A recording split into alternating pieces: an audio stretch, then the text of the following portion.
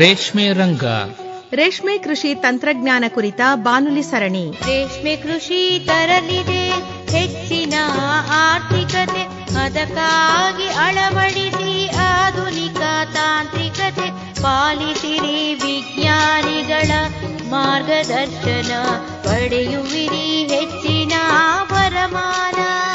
ಕೇಳಿ ಕಾರ್ಯಕ್ರಮ ರೇಷ್ಮೆ ರಂಗ. ಬಾಳಲಿ ಕಾಣುವಿರಿ ಹೊನ್ನ ಸಿರಿ, ಬರಲಿದೆ ಬಾನುಲಿಯಲಿ ರೇಷ್ಮೆ ಐಸಿರಿ. ನಮ್ಮ ಆತ್ಮೀಯ ರೈತ ಬಾಂಧವರಿಗೆಲ್ಲ ನಮಸ್ಕಾರ. ಇವತ್ತಿನ ರೇಷ್ಮೆ ರಂಗ ಬಾನುಲಿ ಸರಣಿಯಲ್ಲಿ ವಿವಿಧ ಬೆಳವಣಿಗೆ ಪರಿಸ್ಥಿತಿಗಳಿಗೆ ಸೂಕ್ತವಾದ ಹಿಪ್ಪುನೇರಳೆ ತಳಿಗಳು ಈ ಕುರಿತು ಮೈಸೂರಿನ ಕೇಂದ್ರ ರೇಷ್ಮೆ ಸಂಶೋಧನೆ ಮತ್ತು ತರಬೇತಿ ಸಂಸ್ಥೆಯ ವಿಜ್ಞಾನಿಗಳಾದ ಡಾ ಮಂಜಪ್ಪ ಅವರೊಂದಿಗೆ ಸಂದರ್ಶನ ಕೇಳೋಣ. ಸಂದರ್ಶಕರು ಎನ್ ಕೆ ಶಿವಮೂರ್ತಿ. ಡಾಕ್ಟರ್ ಮಂಜಪ್ಪನವರೇ ನಮಸ್ಕಾರ.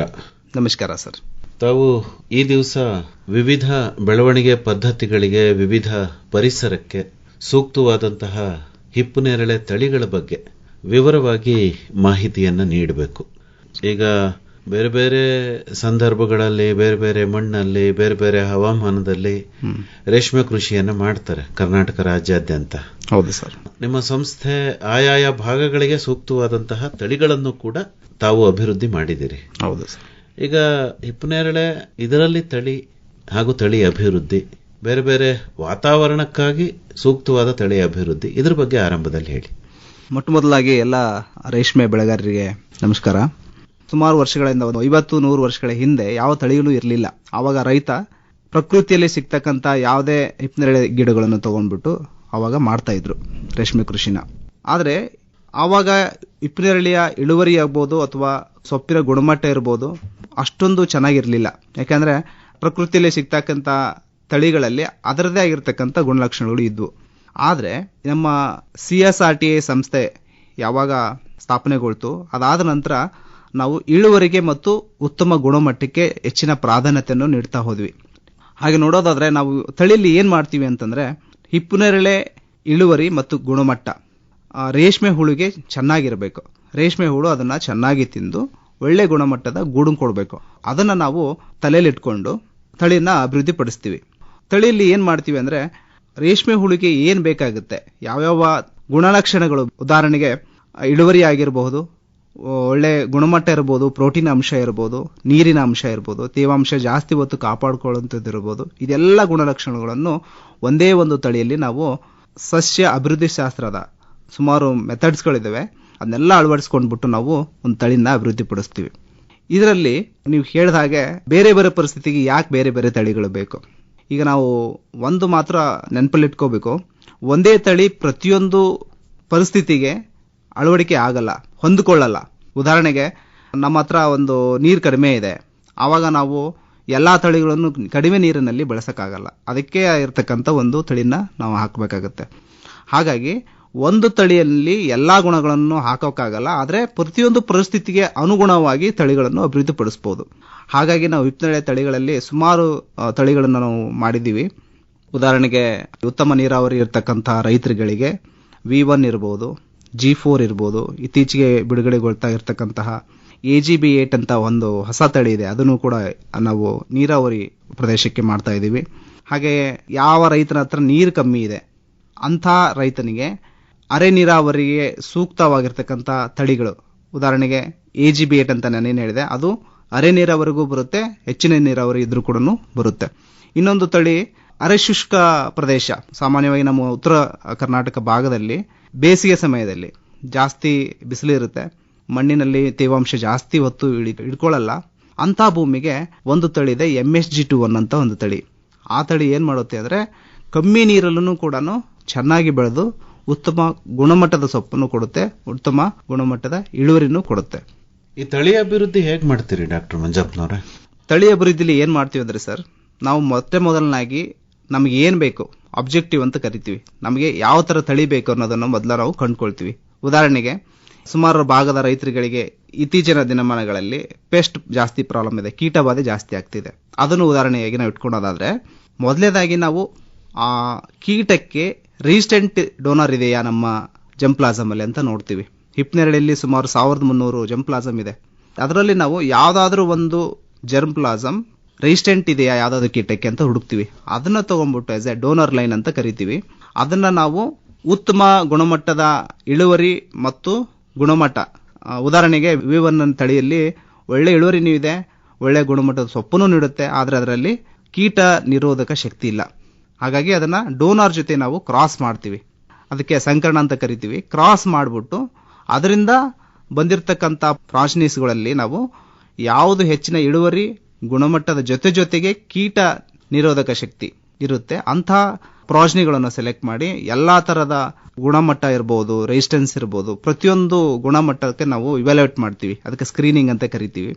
ಅದನ್ನೆಲ್ಲ ಮಾಡಿದ ಮೇಲೆ ನಾವು ಕೊನೆಗೆ ಬೇರೆ ಬೇರೆ ಪ್ರದೇಶಗಳಲ್ಲೂ ಕೂಡ ಅದನ್ನ ಮಲ್ಟಿ ಲೊಕೇಶನ್ ಟ್ರಯಲ್ ಮಾಡ್ತೀವಿ.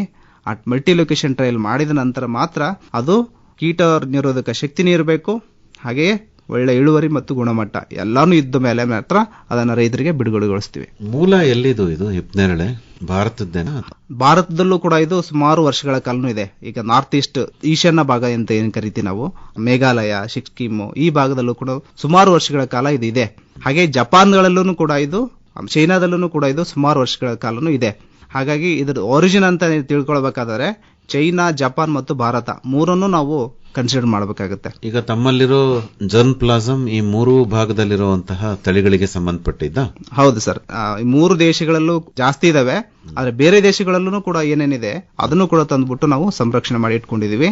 ಅದನ್ನು ಸಸ್ಯ ತಳಿ ಅಭಿವೃದ್ಧಿ ಶಾಸ್ತ್ರಕ್ಕೆ ಉಪಯೋಗ ಮಾಡ್ತೀವಿ. ಸಾಮಾನ್ಯವಾಗಿ ಹಿಪ್ನೇರಳೆನ ತುಂಡುಗಳ ಮೂಲಕನೇ ಸಸ್ಯ ಅಭಿವೃದ್ಧಿ ಮಾಡ್ತಾರೆ ಅಲ್ವೇ? ಈಗ ನೀವು ತಳಿ ಅಭಿವೃದ್ಧಿ ಮಾಡುವಾಗ ಅದು ಹಣ್ಣಾಗೋವರೆಗೂ ಕಾದು ಕ್ರಾಸ್ ಮಾಡ್ತೀರಾ ಹೇಗೆ? ಹೌದು ಸರ್, ತುಂಡುಗಳು ಅಂತ ಏನ್ ಹೇಳಿದ್ರಿ, ತುಂಡು ಅಂತಾರೆ ಕಟ್ಟಿಂಗ್ಸ್ ಮಾಡೋದ್ರಿಂದ ಒಂದೇ ತಳಿನ ನಾವು ಜಾಸ್ತಿಯಾಗಿ ಮಲ್ಟಿಪ್ಲೈ ಮಾಡಬಹುದು. ಅದು ವೆಜಿಟೇಟಿವ್ ಮೆಥಡ್ ಆಫ್ ಪ್ರೊಪಗೇಷನ್ ಅಂತ ಕರಿತೀವಿ. ಅದನ್ನ ಮಾಡೋದ್ರಿಂದ ಆ ತಳಿಯ ಎಲ್ಲಾ ಗುಣಲಕ್ಷಣಗಳನ್ನು ಕಾಪಾಡ್ಕೊಳ್ಬಹುದು. ಅದೇ ನಾವು ಅದರಿಂದ ಬರ್ತಕ್ಕಂಥ ಬೀಜದಿಂದ ಏನಾದ್ರೂ ಮಾಡಿದ್ದೆ ಆದ್ರೆ, ಮಲ್ಟಿಪ್ಲೈ ಮಾಡಿದ್ದೆ ಆದ್ರೆ ನಮ್ಗೆ ಅದೇ ತಳಿಯ ಗುಣಲಕ್ಷಣಗಳು ಸಂರಕ್ಷಣೆ ಮಾಡೋಕ್ಕಾಗಲ್ಲ. ಈಗ ರೈತರು ನಾವು ಬೀಜನ ಕೊಟ್ಬಿಟ್ರೆ ಬೇರೆ ಬೇರೆ ಗಿಡಗಳು ಬೆಳ್ಕೊಂಡ್ಬಿಡ್ತವೆ, V1 ತಳಿನೇ ಬರಲ್ಲ ಫಾರ್ ಎಕ್ಸಾಂಪಲ್ ಹೇಳೋದಾದ್ರೆ. ಹಾಗಾಗಿ ನಾವು ಕಟ್ಟಿಂಗ್ಸ್ ಮೂಲಕನೇ ನಾವು ತಳಿನ ಮಲ್ಟಿಪ್ಲೈ ಮಾಡಬೇಕಾಗುತ್ತೆ. ಕ್ರಾಸಿಂಗ್ ಅಲ್ಲಿ ಏನ್ ಮಾಡ್ತೀವಿ ನಾವು, ಈಗ ಡೋನರ್ ಲೈನ್ ಅಂತ ನಾನು ಹೇಳಿದೆ. ಡೋನರ್ ಅಂದ್ರೆ ಅದರಲ್ಲಿ ರೋಗ ನಿರೋಧಕ ಶಕ್ತಿ ಇದೆ. ಅದನ್ನ ನಾವು ಒಳ್ಳೆ ಇಳುವರಿ ಇರತಕ್ಕಂತ ಗಿಡಕ್ಕೆ ಕ್ರಾಸ್ ಮಾಡೋದಾದ್ರೆ ಅದನ್ನ ಒಂದು ಪಾಟ್ಗಳಲ್ಲಿ ಹಾಕ್ತಿವಿ. ಅದು ಫಿಮೇಲ್ ಆಗಿರಬೇಕು, ಇನ್ನೊಂದು ಮೇಲ್ ಆಗಿರುತ್ತೆ. ಅದನ್ನೆರಡನ್ನು ನಾವು ಫ್ರೂಟ್ ಬರುವಾಗ ಅಂದ್ರೆ ಫ್ಲವರ್ ಬರುವಾಗ ಕ್ರಾಸ್ ಮಾಡಿ ಅದರಿಂದ ಬೀಜ ತಗೊಂಡು ತಿರ್ಗಾ ನಾವು ಅದನ್ನ ಇವ್ಯಾಲ್ಯೂಯೇಷನ್ ಮಾಡ್ತೀವಿ.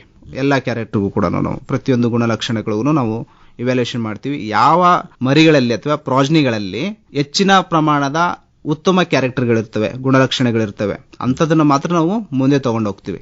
ಮಲ್ಟಿ ಲೊಕೇಶನ್ ಟ್ರಯಲ್ ಅಂತ ಹೇಳಿದ್ರೆ ಎಲ್ಲಾ ಕ್ಷೇತ್ರದಲ್ಲೂ ನಾವು ಬೆಳೆದ್ಬಿಟ್ಟು ಅದು ಚೆನ್ನಾಗಿ ಬರಬೇಕು ಅಂತ ತಳಿನ ಮಾತ್ರ ನಾವು ಮುಂದೆ ತಗೊಂಡು ಹೋಗ್ತೀವಿ. ಈ ಸಾಮಾನ್ಯವಾಗಿ ಹಿಪ್ನೇರಳೆ ಹಣ್ಣಾಗಿ ಹೂವಾಗಿ ಈ ತರದ್ದೆಲ್ಲ ಆಗೋದು ಎಷ್ಟು ವರ್ಷ ತಗೊಳುತ್ತೆ? ಇದು ನಾವು ಪೆರೆನಿಯಲ್ ಅಂತ ಕರಿತೀವಿ ಸರ್. ಇದು ಟ್ರೀ ಸ್ಪೀಸಿಸ್, ಎಲ್ಲ ಇದು ಮರತನನೇ ಬೆಳೆಯುವಂಥದ್ದು. ಇದು ನಾವು ಇದನ್ನ ಹೈ ಬುಷ್ ಅಥವಾ ಬುಷ್ ಎಲ್ ಮಾದರಿಯಲ್ಲಿ ಇದನ್ನ ಮಾಡ್ತಾ ಇದೀವಿ. ಈಗ ನೋಡಿ, ನಾವು ಒಂದು ಗಿಡನ ನಾವು ಹಾಕಿದಾಗ ಭೂಮಿಯಲ್ಲಿ ಕನಿಷ್ಠ ಆದ್ರೂ ಇದು ಒಂದು 6 ತಿಂಗಳಾದ್ರೂ ತಗೊಳುತ್ತೆ. 6 ತಿಂಗಳಾದ್ಮೇಲೆ ನಾವು ಏನು ಕಟಾವ್ ಮಾಡ್ತೀವಿ, ಪ್ರೂನಿಂಗ್ ಮಾಡ್ತೀವಿ. ಅದಾದ ನಂತರ ಹೂ ಬರುತ್ತೆ. ಆವಾಗ ನಾವು ಕ್ರಾಸಿಂಗ್ ಮಾಡಕ್ಕೆ ಶುರು ಮಾಡ್ಕೋಬಹುದು. ಆದ್ರೆ ನಮಗೆ ಜಾಸ್ತಿ ಫ್ರೂಟ್ಸ್ ಇರ್ಬೋದು, ಹಣ್ಣುಗಳು ಸಿಗೋಂಗಿಲ್ಲ. ಅಟ್ಲೀಸ್ಟ್ ನಾವು 1 ವರ್ಷನಾದ್ರೂ ಅದನ್ನ ಭೂಮಿಯಲ್ಲಿ ಹಾಕಿದಾಗ ಸಫಿಶಿಯಂಟ್ ಪ್ರಮಾಣದಲ್ಲಿ ನಮಗೆ ಫ್ರೂಟ್ ಸಿಗುತ್ತೆ.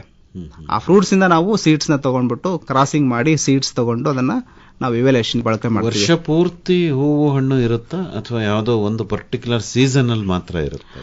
ಒಳ್ಳೆ ಪ್ರಶ್ನೆ ಸರ್. ಇದು ಉತ್ತರ ಭಾರತದಲ್ಲಿ ಸೀಸನ್ ಸ್ಪೆಸಿಫಿಕ್ ಅಂತ ಕರಿತೀವಿ. ಅಂದ್ರೆ ಒಂದೇ ಒಂದು ಸೀಸನ್ ಅಲ್ಲಿ ಅದು ಹೂ ಬಿಡುತ್ತೆ. ಸಾಮಾನ್ಯವಾಗಿ ಫೆಬ್ರವರಿ, ಮಾರ್ಚ್ ಈ ಸೀಸನ್ ಅಲ್ಲಿ ಮಾತ್ರ ಅಲ್ಲಿ ಜಾಸ್ತಿ ಪ್ರಮಾಣದ ಹೂ ಬಿಡುತ್ತೆ. ಅಲ್ಲಿ ನಾವು ಜಾಸ್ತಿ ಕ್ರಾಸಿಂಗ್ ಮಾಡ್ತಾರೆ ಆ ಸೀಸನ್ ಅಲ್ಲಿ. ಆದ್ರೆ ನಮ್ಮ ಮೈಸೂರು ಭಾಗ ಮತ್ತು ದಕ್ಷಿಣ ಭಾರತದ ಭಾಗದಲ್ಲಿ ಇದು ಆತರನಿಲ್ಲ. ವರ್ಷ ಪೂರ್ತಿ ನಮಗೆ ಹೂ ಬರುತ್ತೆ. ಇದಕ್ಕೆ ಸೀಸನ್ ಸ್ಪೆಸಿಫಿಕ್ ಅಂತೇನಿಲ್ಲ, ಇದೇ ಸೀಸನ್ಗೆ ಹೂ ಬರುತ್ತೆ, ಹಣ್ಣು ಬರುತ್ತೆ ಅಂತೇನಿಲ್ಲ. ನಾವು ಯಾವಾಗ ಪ್ರೂನಿಂಗ್ ಮಾಡ್ತೀವಿ ಅವಾಗ ಅದಕ್ಕೆ ಫ್ಲವರ್ಸ್ ಬರುತ್ತೆ, ಮತ್ತೆ ಅದಾದ ನಂತರ ಹಣ್ಣು ಬರುತ್ತೆ. ಈಗ ಹಣ್ಣಾದ ಮೇಲೆ ಅದರ ಬೀಜನ ತಾವು ಸಂರಕ್ಷಣೆ ಮಾಡಬೇಕು. ಆ ಬೀಜದಲ್ಲಿ ಉದ್ದೇಶಿತವಾದಂತಹ ಗುಣಮಟ್ಟ ಇದೆಯೋ ಇಲ್ವೋ ಅನ್ನೋದನ್ನು ಪರೀಕ್ಷೆ ಮಾಡಬೇಕು. ಸಾಮಾನ್ಯವಾಗಿ ಒಂದು ತಳಿ ಅಭಿವೃದ್ಧಿ ಮಾಡೋದಕ್ಕೆ ಎಷ್ಟು ವರ್ಷ ಹಿಡಿಬಹುದು ಡಾಕ್ಟರ್ ಮಂಜಪ್ಪನವ್ರೆ? ಇದರಲ್ಲಿ ತುಂಬಾ ಎಫರ್ಟ್ ಇನ್ವಾಲ್ವ್ ಆಗಿರುತ್ತೆ. ಕನಿಷ್ಠ ಅಂದ್ರೂ 15 ವರ್ಷ ನಾವು ಇದರಲ್ಲಿ ಇನ್ವೆಸ್ಟ್ ಮಾಡಿರ್ತೀವಿ. ಇದರಲ್ಲಿ ಸುಮಾರು ವಿಜ್ಞಾನಿಗಳು ಭಾಗವಹಿಸಿರ್ತಾರೆ. ಕ್ರಾಸಿಂಗ್ ಒಂದು ತಂಡ ಮಾಡಿದ್ರೆ ಅದನ್ನ ಇವ್ಯಾಲ್ಯೂಯೇಷನ್ ಇನ್ನೊಂದು ತಂಡ ಮಾಡುತ್ತೆ, ಮಲ್ಟಿಲೊಕೇಶನ್ ಇವ್ಯಾಲ್ಯೂಯೇಷನ್ ಇನ್ನೊಂದು ತಂಡ ಮಾಡುತ್ತೆ. ಹಾಗಾಗಿ ಸುಮಾರು ವಿಜ್ಞಾನಿಗಳಲ್ಲಿ ಇದರ ಭಾಗವಹಿಸಿರ್ತಾರೆ. ಅವ್ರದ್ದು ಪರಿಶ್ರಮ ಇರುತ್ತೆ. ಅದೆಲ್ಲ ಪರಿಶ್ರಮ ಆದ ನಂತರ 15 ವರ್ಷ ಆದ ನಂತರ ಒಂದು ತಳಿ ಬಿಡುಗಡೆಗೊಳ್ಳುತ್ತೆ. ಇಷ್ಟು ಯಾಕಂದ್ರೆ ಇದು ಪೆರೆನಿಯಲ್ ಅಂತ, ಇದು ಮರಗಡ್ಡಿ ತರ ಇರೋದ್ರಿಂದ ನಾವು ಅದರದ್ದು ಪರ್ಫಾರ್ಮೆನ್ಸ್, ಅದರದ್ದು ಇಳುವರಿ ಮತ್ತು ಕ್ವಾಲಿಟಿ ಗೊತ್ತಾಗಬೇಕು ಅಂತಂದ್ರೆ ಸುಮಾರು ವರ್ಷಗಳ ಕಾಲ ಬೆಳೆದು ಬಿಟ್ಟ ಮೇಲೆನೆ ಗೊತ್ತಾಗುತ್ತೆ. ಈಗ ನೀವು ಅಭಿವೃದ್ಧಿ ಮಾಡಿರುವಂತಹ ಸಾಕಷ್ಟು ತಳಿಗಳಿದ್ದಾವೆ. ನಾವು M5 ನಿಂದ ಈಗ ಹೇಳಿರೋ ಹೊಸ ತಳಿವರೆಗೂ ಬೆಳೆದು ಬಂದಿದ್ದೀವಿ ಕಳೆದ ವರ್ಷಗಳಲ್ಲಿ. ಹೌದು ಸರ್. ಈಗ ಉತ್ತಮವಾದ ನೀರಾವರಿ ಇತ್ತಪ್ಪ ಒಬ್ಬ ರೈತನಿಗೆ, ಆತನಿಗೆ ಯಾವ ತಳಿ, ಆ ತಳಿಯ ಲಕ್ಷಣಗಳೇನು? ಈಗ ಕರ್ನಾಟಕದಲ್ಲಿ ನೋಡೋದಾದ್ರೆ ಸುಮಾರು ರೈತರ ಜಮೀನಲ್ಲಿ ಸಫಿಷಿಯಂಟ್ ನೀರಿದೆ, ಒಳ್ಳೆ ಫರ್ಟೈಲ್ ಸಾಯಿಲ್ ಇದೆ ಅಂದಾಗ ನಾವು 3 ತಳಿಗಳನ್ನು ಶಿಫಾರಸು ಮಾಡ್ತೀವಿ. ಒಂದು B1, ಎಲ್ಲಾ ರೈತರಿಗೆ ಗೊತ್ತಿರೋ ವಿಚಾರ, ಸುಮಾರು 25 ವರ್ಷಗಳಿಂದಾನೂ ಇದು ರೈತರ ಭೂಮಿಯಲ್ಲಿ ಉತ್ತಮ ಪ್ರದರ್ಶನವನ್ನು ನೀಡ್ತಾ ಇದೆ. ಅದು ಬಿಟ್ರೆ ಇನ್ನೊಂದು ತಳಿ ಹೇಳೋದಾದ್ರೆ G4, ಅದು ಸುಮಾರು ಒಂದು 15-20 ವರ್ಷ ಆಯಿತು. ಅದು ಕೂಡ ಅದನ್ನು ಕೂಡ ಕೆಲವು ಬ್ಯಾಗ್ಗಳಲ್ಲಿ ಬೆಳೀತಾ ಇದ್ದಾರೆ, ಒಳ್ಳೆ ಇಳುವರಿನೂ ಪಡಿತಾ ಇದ್ದಾರೆ. ಇನ್ನೊಂದು ವೆರೈಟಿ ಹೇಳೋದಾದ್ರೆ ಹೊಸ ವೆರೈಟಿ ಇನ್ನು ನಾವು ರಿಲೀಸ್ ಮಾಡ್ತಾ ಇದೀವಿ, ಅದರ ಹೆಸರು AGB8 ಅಂತ. ಅದನ್ನು ಕೂಡ ಒಳ್ಳೆ ಇಳುವರಿ ಇರುತ್ತದ್ದು. ಗುಣಲಕ್ಷಣ ಹೇಳೋದಾದ್ರೆ V1 ನಲ್ಲಿ ರೈತರು ಏನು ಇಷ್ಟಪಡ್ತಾರೆ ಅಂದ್ರೆ ಅದ್ರ ಗ್ಲಾಸಿನೆಸ್ ಅಂತ ಕರಿತೀವಿ. ಗ್ಲಾಸಿನೆಸ್ ಅಂದ್ರೆ ಲೀಫ್ ಅಲ್ಲಿ ವ್ಯಾಕ್ಸ್ ಕಂಟೆಂಟ್ ಜಾಸ್ತಿ ಇರುತ್ತೆ. ಆ ವ್ಯಾಕ್ಸ್ ಕಂಟೆಂಟ್ ಜಾಸ್ತಿ ಇರೋದ್ರಿಂದ ಅದು ಬೇಗ ಒಣಗಲ್ಲ, ಬಾಡೋದಿಲ್ಲ. ಇದು ಬಹಳ ಮುಖ್ಯವಾದಂತ ಗುಣಲಕ್ಷಣ. ಯಾಕೆಂದ್ರೆ ರೈತ ರೇಷ್ಮೆ ಕಡ್ಡಿಯನ್ನು ಕಟಾವು ಮಾಡಿ ಹುಳುಕ್ ಹಾಕಿದಾಗ ಬೇಗ ಬಾಡಬಾರ್ದು. ಅದು ಈ ತಳಿಯಲ್ಲಿ ಇರ್ತಕ್ಕಂಥ ಉತ್ತಮವಾದ ಒಂದಂತೂ ಗುಣಲಕ್ಷಣ. ಅದ್ರ ಜೊತೆಗೆ ಇದರದ್ದು ರೆಂಬೆ ನೇರವಾಗಿರುತ್ತೆ, ಗ್ಲಾಸಿನೆಸ್ ಜಾಸ್ತಿ ಇರುತ್ತೆ. ಸುಮಾರು 27% ಪ್ರೋಟೀನ್ ಇದೆ, 26% ಕಾರ್ಬೋಹೈಡ್ರೇಟ್ ಇದೆ, ಸಕ್ಕರೆ ಅಂಶ ಇದೆ. ಸೊ ಇದು ಏನು ಮಾಡುತ್ತೆ ಅಂತಂದ್ರೆ ಆ ಹುಳುಕ್ಕೆ ಬೆಳವಣಿಗೆಗೆ ಚೆನ್ನಾಗಿ ಹೆಲ್ಪ್ ಮಾಡುತ್ತೆ. ಜೊತೆಗೆ ಒಳ್ಳೆಯ ಗೂಡನ್ನು ಕೊಡುತ್ತೆ. ಇದರ ಇನ್ನೊಂದು ವಿಶೇಷ ಗುಣ ಏನಂತಂದ್ರೆ ಇದನ್ನ ಚಾಕಿಗೂ ಕೂಡ ಬಳಸಬಹುದು, ಲೇಟ್ ಏಜ್ಗೂ ಕೂಡ, ಪ್ರೌಢಾವಸ್ಥೆಗೂ ಕೂಡ ಬೆಳೆಸಬಹುದು. ಹಾಗಾಗಿ ಈ ತಳಿನ ಚಾಕಿ ಮಾಡೋ CRC ಅವರು ಬಳಸ್ತಾ ಇದ್ದಾರೆ, ಲೇಟ್ ಏಜ್ ಅವರು ಮಾಡ್ತಾರೆ. ಇದರ ಇನ್ನೊಂದು ಗುಣಲಕ್ಷಣ ಅಂದ್ರೆ ರೆಂಬೆಗಳು ನೇರವಾಗಿರುತ್ತೆ. ಆಂಗಲ್ಸ್, ಲೀಫ್ ಆಂಗಲ್ ಅಂತ ಕರಿತೀವಿ, ಅಕ್ಯೂಟ್ ಆಂಗಲ್ ಅಂತ ಕರಿತೀವಿ. ಅಂದ್ರೆ ಸೂರ್ಯನ ಮುಖವಾಗಿ ಎಲೆಗಳು ನಿಂತಿರುತ್ತವೆ. ಇದರ ಒಳ್ಳೆ ಉತ್ತಮ ಒಂದು ಗುಣಲಕ್ಷಣ. ಅದಕ್ಕೆ ಇಡಿಯೋಟೈಪ್ ಅಂತ ಕರಿತೀವಿ. ಸೂರ್ಯನ ಪ್ರಕಾಶಕ್ಕೆ ಅದು ತೆರೆದುಕೊಳ್ಳೋದ್ರಿಂದ ಪ್ರತಿ ಎಲೆಗೂ ಸೂರ್ಯನ ಕಿರಣಗಳು ಮುಟ್ಟುತ್ತೆ. ಅದು ಈ V1 ಇರ್ತಕ್ಕಂಥ ಒಳ್ಳೆ ಗುಣಲಕ್ಷಣ. ಆಮೇಲೆ ಇನ್ನೊಂದು ಗುಣಲಕ್ಷಣ ಅಂತಂದ್ರೆ ಇದು ಬೇಗ ಹಣ್ಣು ಆಗಂಗಿಲ್ಲ. ಈಗ ನಮ್ಮ ರೈತರು 1 ವಾರ 15 ದಿವಸ ಮುಂದೂಡಿಸ್ಬೇಕಂತ ಅನ್ಕೊಂಡಿರ್ತಾರೆ, ಬೆಳೆದು ನಿಂತ್ಬಿಟ್ಟಿರುತ್ತೆ ತೋಟದಲ್ಲಿ. ಆದ್ರೆ 1 ವಾರ 15 ದಿವಸ ತಡೆದು ಸೊಪ್ಪನ್ನು ಕೊಡೋದಾದ್ರೂ ಕೂಡ, ಶುರು ಮಾಡೋದಿದ್ರು ಕೂಡ ಹಣ್ಣಾಗಲ್ಲ ಎಲೆ. ಬೇರೆ ತಳಿಗಳಲ್ಲಿ ಏನಾಗತ್ತಂದ್ರೆ ಅವ್ರೇನಾದ್ರೂ 65 ದಿನ 75 ದಿನ ಆದ್ಮೇಲೆ ಕಟಾವ್ ಮಾಡದೇ ಇದ್ರೆ ಹಣ್ಣಾಗಕ್ಕೆ ಶುರು ಮಾಡುತ್ತೆ ಎಲೆ. ಅವಾಗ ಸ್ವಲ್ಪ ತಕ್ಕ ಮಟ್ಟಿಗೆ ಎಲೆಯ ಇಳುವರಿ ಸ್ವಲ್ಪ ಕುಂಠಿತ ಆಗುತ್ತೆ. G4 ಬರೋದಾದ್ರೆ G4 ಎಲೆ ಮಂದ. V1ಗೆ ಕಂಪೇರ್ ಮಾಡೋದಾದ್ರೆ V1ಗಿಂತೂ 5 ಮೆಟ್ರಿಕ್ ಟನ್ ಜಾಸ್ತಿ ಇಳುವರಿ ಇಲ್ಲಿ G4 ಅಲ್ಲಿ. ಆಮೇಲೆ ಎಲೆ ಮಂದ, ಇದಕ್ಕೆ ಚಾಕಿಗೆ ನಾವು ಶಿಫಾರಸು ಮಾಡಲ್ಲ, ಯಾಕಂದ್ರೆ ಅದು ಮಂದ ಮತ್ತು ಗಡುಸಾಗಿರೋದ್ರಿಂದ ಚಾಕಿಗೆ ಸೂಕ್ತ ಅಲ್ಲ. ಆದ್ರೆ ಲೇಟೇಜ್ ಪ್ರೌಢಾವಸ್ಥೆ ಹುಳುಗೆ ಬಹಳ ಉತ್ತಮ ಒಂದು ಗುಣಮಟ್ಟದ ಸೊಪ್ಪಿದು. ಇದು ಜಾಸ್ತಿ ಗಡುಸು ಮತ್ತು ಮಂದ ಇರೋದ್ರಿಂದ ಅದರಲ್ಲಿ ಜಾಸ್ತಿ ಫೈಬರ್ ಕಂಟೆಂಟ್ ಇರುತ್ತೆ. ಮತ್ತೆ 26% ಪ್ರೋಟೀನ್ ಇದೆ, ಆಮೇಲೆ 25% ಕಾರ್ಬೋಹೈಡ್ರೇಟ್ ಇದೆ. ಇರೋದ್ರಿಂದ ಪ್ರೌಢಾವಸ್ಥೆಗೆ ಏನ್ ಬೇಕು, ಪ್ರೌಢಾವಸ್ಥೆ ಇದ್ದಾಗ ಜಾಸ್ತಿ ಡ್ರೈ ಮ್ಯಾಟರ್ ಕಂಟೆಂಟ್ ಬೇಕು. ಅದಕ್ಕೆ ಜಾಸ್ತಿ ಸೊಪ್ಪು ತಿಂದಾಗ ಜಾಸ್ತಿ ಅದು ಬಾಡಿಯಲ್ಲಿ ಹೋಗ್ಬೇಕು, ಒಳ್ಳೆ ಗುಣಮಟ್ಟದ ಗೂಡನ್ನು ಕೊಡಬೇಕು ಅನ್ನೋದು ಇರೋದ್ರಿಂದ ಈ G4 ಹಾಕಿರೋ ಸೊಪ್ಪಿಂದ ತೆಗೆದಂತ ಗೂಡಿನಲ್ಲಿ ಶೆಲ್ ಪರ್ಸೆಂಟ್ ಜಾಸ್ತಿ ಬರುತ್ತೆ. ಅಂದ್ರೆ ನೂಲಿನ ಅಂಶ ಜಾಸ್ತಿ G4 ಅಲ್ಲಿ. ಆಮೇಲೆ ಇದರದ್ದು ಒಂದು ನ್ಯೂನ್ಯತೆ ಅಂತ ಹೇಳ್ಬೋದು ನಾವು, ಅಥವಾ ಅದನ್ನ ಪಾಸಿಟಿವ್ ಆಗಿ ತಗೊಂಡ್ರೆ ಅರ್ಲಿ ಮೆಚುರಿಟಿ ವೆರೈಟಿ. V1 ಅಲ್ಲಿ 70 ದಿನ ಅಂತ ಹೇಳ್ತೀವಿ, ಕಟಾವಾದ ನಂತರ 70 ದಿನದ ಒಳಗೆ ಅವರು ಬಳಸ್ಕೋಬೇಕು. G4 ಅಲ್ಲಿ ಏನಾಗುತ್ತೆ ಅಂದ್ರೆ ಒಂದು 5 ದಿನ ಮುಂಚೆನೆ ಇದು ಮೆಚುರಿಟಿ ಬಂದ್ಬಿಡುತ್ತೆ. ಹಾಗಾಗಿ ರೈತ ಒಂದು ವರ್ಷಕ್ಕೆ 5 ಬೆಳೆ ಬದಲಾಗಿ 6 ಬೆಳೆಗಳನ್ನು ಕೂಡ ತಗೋಬಹುದು. ಆದರೆ ಅವರು ಏನಾದರೂ ಸ್ವಲ್ಪ ಡಿಲೇ ಮಾಡ್ಬೇಕು, ನಾವು 70 ದಿನ ಬಿಟ್ಟು 80 ದಿನ ನಾನು ಏನಾದರೂ ಮಾಡ್ತೀನಿ ಅಂದಾಗ ಸ್ವಲ್ಪ ಇದರಲ್ಲಿ ಎಲೆ ಹಣ್ಣಾಗುವಂಥದ್ದು ಇದೆ. ಸೊ ಸರಿಯಾದ ಮಟ್ಟದಲ್ಲಿ ಅವನು ಪ್ಲಾನ್ ಮಾಡೋದಾದ್ರೆ, ಯಾರಾದ್ರೂ ನಮ್ಮ ರೈತರು ಒಳ್ಳೆ ಪ್ಲಾನ್ ಮಾಡ್ತಿದ್ರೆ ವರ್ಷಕ್ಕೆ 6 ಬೆಳೆ ತಗೋಬಹುದು. V1 ಅಲ್ಲಾದ್ರೆ 5 ಬೆಳೆ ತಗೋಬಹುದು. ಆ ತರ. ಇನ್ನೊಂದು ಹೊಸ ತಳಿಯ ಬಗ್ಗೆ ಹೇಳೋದಾದ್ರೆ AGB8. ಈ ತಳಿ ಹೊಸದಾಗಿ ಮಾಡಿರ್ತಕ್ಕಂಥದ್ದು ಈಗ ಮಲ್ಟಿ ಲೊಕೇಶನ್ ಟ್ರಯಲ್ ಕೂಡ ಆಗಿದೆ. ಅದರದ್ದು ಕಡ್ಡಿ ಸಿಗುತ್ತೆ ನಿಮ್ಮಲ್ಲಿ? ಹಾ, ಕಡ್ಡಿ ಸಿಗುತ್ತೆ. ಈಗ ನಾವು ಹೇಳ್ತಾ ಇರೋ ಎಲ್ಲಾ ತಳಿದ್ದು ಕಡ್ಡಿ ನಮ್ಮ ಮೈಸೂರಲ್ಲೂ ಸಿಗುತ್ತೆ. RSRS ಲೆವೆಲ್ ನಮ್ಮಲ್ಲಿ ಸುಮಾರು ಭಾಗಗಳಲ್ಲಿ RSRS ಇದೆ, RECs ಇದಾವೆ, ಎಲ್ಲಾ ಕೇಂದ್ರಗಳಲ್ಲೂ ಕೂಡ. ಹೇಳಿ ಸರ್ ಈ ತಳಿ ಬಗ್ಗೆ. AGB8 ತಳಿ ಬಗ್ಗೆ ಹೇಳೋದಾದ್ರೆ V1 ಗೆ ಕಂಪೇರ್ ಮಾಡಿ ನಾವು ಹೇಳೋದಾದ್ರೆ V1 ಎಲೆಗಿಂತ ಇದರಲ್ಲಿ ಎಲೆಯ ಸೈಜ್ ದೊಡ್ಡದು, ಮಂದವಾಗಿರ್ತಕ್ಕಂಥ ಎಲೆ, ದೊಡ್ಡ ಸೈಜ್ ಎಲೆ. ಆಮೇಲೆ ಇಳುವರಿನೂ V1 ಗಿಂತೂ ಒಂದು 5 ಟನ್ ಜಾಸ್ತಿ ಬರುತ್ತೆ. ಇದು ಒಂದು. ಇನ್ನೊಂದು ಅದರದ್ದು ಗುಣಲಕ್ಷಣ ಅಂದ್ರೆ V1 ಅಷ್ಟೇನೆ ತೇವಾಂಶ ಹಿಡಿದಿಟ್ಟುಕೊಳ್ಳುವ ಸಾಮರ್ಥ್ಯ ಇದರಲ್ಲಿದೆ. 27% ಪ್ರೋಟೀನ್ ಇದೆ, 26% ಕಾರ್ಬೋಹೈಡ್ರೇಟ್ ಇದೆ, ಅಂದ್ರೆ ಸಕ್ಕರೆ ಅಂಶ ಇದೆ. ಹಾಗೇನೆ ಇದರಲ್ಲಿ ಇಂಟರ್ನೋಡಲ್ ಡಿಸ್ಟೆನ್ಸ್ ಅಂತ ಕರಿತೀವಿ. ಅಂದ್ರೆ 1 ಮೀಟರ್ ಸೊಪ್ಪಿನ ರೆಂಬೆನ ಕೊಯ್ಕೊಂಡು ಅದರಲ್ಲಿ 1 ಮೀಟರ್ ರೆಂಬೆಯಲ್ಲಿ ಸುಮಾರು 21 ಎಲೆ ಇರುತ್ತೆ. V1 ಅಲ್ಲಿ ಕಂಪೇರ್ ಮಾಡಿದ್ರೆ 19 ಎಲೆ ಇರುತ್ತೆ, ಅಂದ್ರೆ 2 ಎಲೆ ಜಾಸ್ತಿ ಬರುತ್ತೆ. ಇದರಿಂದ ಏನಾಗುತ್ತೆ ಅಂತಂದ್ರೆ ಒಬ್ಬ ರೈತ 1 ಕ್ವಿಂಟಲ್ ಸೊಪ್ಪನ್ನು ಕೊಯ್ದಾಗ 60 ಕೆಜಿ ಸೊಪ್ಪು ಬರುತ್ತೆ. 1 ಕ್ವಿಂಟಲ್ ಸೊಪ್ಪಲ್ಲಿ 60 ಕೆಜಿ ಸೊಪ್ಪು ಬರುತ್ತೆ. V1 ಅಲ್ಲಿ ಕಂಪೇರ್ ಮಾಡಿದಾಗ 1 ಕ್ವಿಂಟಲ್ ಕೊಯ್ದಾಗ ಅವನಿಗೆ ಸೊಪ್ಪು ಸಿಗೋದೆಷ್ಟು 55 ಕೆಜಿ, ಅಂದ್ರೆ 5 ಕೆಜಿ ಪ್ರತಿ ಕ್ವಿಂಟಲ್ಗೆ ಎಕ್ಸ್ಟ್ರಾ ನಮಗೆ ಸೊಪ್ಪು ಸಿಗುತ್ತೆ. ಇದು ಇದರ ಗುಣಲಕ್ಷಣ. ಇದಕ್ಕೆ ನಾವು ಹಾರ್ವೆಸ್ಟ್ ಇಂಡೆಕ್ಸ್ ಅಂತ ಕರಿತೀವಿ. ಅದು ಈ ತಳಿಯಲ್ಲಿ ಜಾಸ್ತಿ ಇರುವಂಥದ್ದು. ನಾವು ರೇರಿಂಗ್ ಪರ್ಫಾರ್ಮೆನ್ಸ್ ಅಂದ್ರೆ ಗೂಡಿನ ಗುಣಮಟ್ಟ ಈ ತಳಿಲೂ ಕೂಡ V1 ಅಲ್ಲಿ ಹೇಗೆ ಬರುತ್ತೆ ಅಷ್ಟೇ ಪ್ರಮಾಣದ ಗುಣಮಟ್ಟದ ಗೂಡನ್ನು ಸಿಗುತ್ತೆ ಇಲ್ಲಿ. ಆಮೇಲೆ ಇನ್ನೊಂದು ಹೇಳೋದಾದ್ರೆ ಇದರಲ್ಲಿ ಬೇರ್ಕೊಳೆ ರೋಗಕ್ಕೆ ನಿರೋಧಕ ಶಕ್ತಿಯನ್ನು ಪಡೆದಿದೆ. ಅದು V1 ಅಲ್ಲಿ ಇಲ್ಲ. ಇತ್ತೀಚಿನ ದಿನಗಳಲ್ಲಿ ಸುಮಾರು ರೈತರ ಭೂಮಿಯಲ್ಲಿ ಬೇರ್ಕೊಳೆ ರೋಗ ಕಾಣಿಸ್ಕೊಳ್ತಾ ಇದೆ. ಅದು V1 ಅಲ್ಲಿ ಜಾಸ್ತಿ ಇದೆ, ಅಂದ್ರೆ ಸಸೆಪ್ಟಿಬಲ್. V1 ಒಂದು ತಳಿ ಜಾಸ್ತಿ ಸಸೆಪ್ಟಿಬಲ್ ಇದೆ. ಆದ್ರೆ ಈ ತಳಿ ನಾವು ಸ್ಕ್ರೀನ್ ಮಾಡಿ ನೋಡಿದಾಗ ಇದರಲ್ಲಿ ಬೇರ್ಕೊಳೆ ರೋಗಕ್ಕೆ ರೋಗ ನಿರೋಧಕ ಶಕ್ತಿ ಕಂಡುಕೊಳ್ತಾ ಇದೀವಿ. ಚಾಕಿಗೂ ಕೊಡಬಹುದಾ ಈ ಸೊಪ್ಪನ್ನ? ಚಾಕಿಗೆ ನಾವು ಇನ್ನೂ ಟೆಸ್ಟ್ ಮಾಡಿಲ್ಲ, ಬಟ್ ಪ್ರಿಲಿಮಿನರಿ ಸ್ಟಡೀಸ್ ಅಲ್ಲಿ ನಾವು ನೋಡಿದಾಗ ಚಾಕಿಯು ಕೂಡ ಒಳ್ಳೆ ಪರ್ಫಾರ್ಮೆನ್ಸ್ ಕೊಡ್ತಾ ಇದೆ. ಅದಕ್ಕೂ ನಾವು ಸಪರೇಟ್ ಒಂದು ರಿಸರ್ಚ್ ಮಾಡ್ತಾ ಇದ್ವಿ. ಆ ಸಂಶೋಧನೆ ನಂತರ ಚಾಕಿಯು ಕೂಡ ನಾವು ಶಿಫಾರಸ್ ಮಾಡೋ ಹಂತದಲ್ಲಿ ಇರ್ತಾ ಇರ್ತೀವಿ. ಅರೆ ನೀರಾವರಿ ಪದ್ಧತಿಗೆ ಯಾವ ತಳಿ ಸೂಕ್ತ? ಅರೆ ನೀರಾವರಿ ಪದ್ಧತಿಗೆ ನೋಡೋದಾದ್ರೆ MSG2 ಅಂತ ಒಂದು ತಳಿ ಇದೆ. MSG2 ಅದು ಯಾಕೆ ಇಂಪಾರ್ಟೆಂಟ್ ಅಂದ್ರೆ ಅರೆ ಶುಷ್ಕ ಪ್ರದೇಶದಲ್ಲಿ ನಮ್ಮ ಭೂಮಿಯಲ್ಲಿ ಸರಿಯಾದ ಪ್ರಮಾಣದಲ್ಲಿ ನೀರಿದೆ, ಆದರೆ ಗರಸ್ ಭೂಮಿ ಇದೆ ಅಂತಂದಾಗ ನೀರು ಎಷ್ಟೇ ಕೊಟ್ಟರು ಕೂಡ ನೀರು ಕೆಳಗೆ ಸೀಪೇಜ್ ಆಗಿ ಹೋಗ್ಬಿಡುತ್ತೆ. ಅವಾಗ ಏನಾಗುತ್ತೆ ಅಂತಂದ್ರೆ ಪ್ಲಾಂಟ್ಗೆ ಎಷ್ಟು ನೀರು ಸಿಗಬೇಕು ಅಷ್ಟು ಸಿಗಲ್ಲ. ಕಮ್ಮಿ ನೀರಿದ್ದಾಗ ಗಿಡ ಕಡಿಮೆ ಇಳುವರಿ ಕೊಡುತ್ತೆ. ಆದ್ರೆ ಈ ತಳಿಯಲ್ಲಿ ಏನ್ ಮಾಡುತ್ತೆ, ಬೇರನ್ನ ಜಾಸ್ತಿ ಆಳವಾಗಿ ಬಿಟ್ಟು ಕಡಿಮೆ ನೀರು ಇದ್ರೂ ಕೂಡ ಅದನ್ನು ಸಮರ್ಪಕವಾಗಿ ಬಳಸ್ಕೊಂಡು ಜಾಸ್ತಿ ಇಳುವರಿ ಕೊಡುವಂಥದ್ದು ಈ ತಳಿಯಲ್ಲೇ ಆಗುತ್ತೆ. ಅದೇ ತರನಾಗಿ AGB8 ಕೂಡ ಇನ್ನೊಂದು ತಳಿ, ಅದು ಕಮ್ಮಿ ನೀರಿದ್ರೂ ಚೆನ್ನಾಗಿ ಪರ್ಫಾರ್ಮೆನ್ಸ್ ಮಾಡುತ್ತೆ. ಈ ನೀರು ಸರಿಯಾಗಿ ಕೊಟ್ಟರು ಕೂಡ ಇನ್ನೂ ಜಾಸ್ತಿ ಇಳುವರಿ ಕೊಡುವಂಥದ್ದು ಆ ತಳಿಯಲ್ಲಿ ಇದೆ. ಈ 2 ತಳಿಗಳಲ್ಲಿ ಯಾವ್ದಾದ್ರು ರೈತರು ಆಯ್ಕೆ ಮಾಡ್ಕೊಳ್ಬಹುದು. ಮಣ್ಣು ಒಂದು ವೇಳೆ ಕ್ಷಾರೀಯವಾಗಿತ್ತು ಅಂತಂದ್ರೆ ಅಂಥ ಕಡೆ ಯಾವ ಹಿಪ್ನೇರಳೆ ತಳಿ ಹಾಕಬೇಕು ಅಂತೀರಿ? ಕ್ಷಾರೀಯ ಮಣ್ಣು ಮುಖ್ಯವಾಗಿ ಚಾಮರಾಜನಗರದ ಕೆಲವೊಂದು ಏರಿಯಾಗಳಲ್ಲಿ, ಉತ್ತರ ಕರ್ನಾಟಕದ ಏರಿಯಾಗಳಲ್ಲಿ ಈ ಕೆಲವು ರೈತರ ಭೂಮಿಯಲ್ಲಿ ಕಾಣಿಸ್ಕೊಳ್ತಾ ಇದೆ. ಅಲ್ಲೇನಾಗುತ್ತೆ ಅಂದ್ರೆ ಬೇರೆ ತೋಟಗಾರಿಕೆ ಬೆಳೆಗಳು ಇರ್ಬೋದು, ಅಗ್ರಿಕಲ್ಚರ್ ಬೆಳೆಗಳು ಇರ್ಬೋದು, ಅವುಗಳು ಸರಿಯಾದ ಇಳುವರಿ ಕೊಡ್ತಾ ಇಲ್ಲ. ಅಂತ ಭೂಮಿಯನ್ನ ನಾವು ರೇಷ್ಮೆ ಕೃಷಿಗೆ ಬಳಸ್ಕೋಬಹುದು. ಯಾಕೆಂದ್ರೆ ನಮ್ಮಲ್ಲಿ ಒಂದು ತಳಿ ಇದೆ AR12 ಅಂತ, AR12 ಆಲ್ಕಲೈನ್ ರೆಸಿಸ್ಟೆಂಟ್ ಅಂತ. AR ಅಂದ್ರೆ ಆ ತಳಿನ ಕ್ಷಾರೀಯ ಮಣ್ಣು pH 8.5 9.5 ಅಂತ ಭೂಮಿಯಲ್ಲಿ ಬೇರೆ ಬೆಳೆಗಳು ಸರಿಯಾಗಿ ಬೆಳೀತಾ ಇಲ್ಲ, ನಮಗೆ ಆ ಭೂಮಿಯನ್ನು ಉಪಯೋಗ ಆಗ್ತಾ ಇಲ್ಲ ಅಂತಂದ್ರೆ ನಾವು ಈ ತಳಿಗಳನ್ನು ಬೆಳೆಸ್ಕೊಂಡು ರೇಷ್ಮೆ ಕೃಷಿನ ಮಾಡಬಹುದು. ಇದ್ರದ್ದು ಗುಣಮಟ್ಟನೂ ಚೆನ್ನಾಗಿದೆ, ಇಳುವರಿನೂ ತುಂಬಾ ಚೆನ್ನಾಗಿದೆ. ಹಾಗಾಗಿ ಈ ತಳಿಯನ್ನ ನಾವು ಬಳಸ್ಕೋಬಹುದು ಸರ್.